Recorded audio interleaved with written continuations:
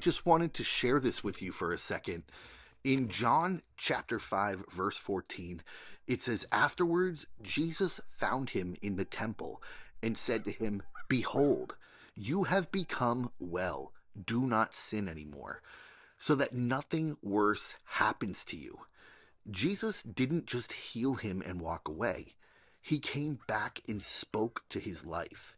Healing wasn't the end. Holiness was the call. Do not sin anymore. And that's not harsh. That's mercy.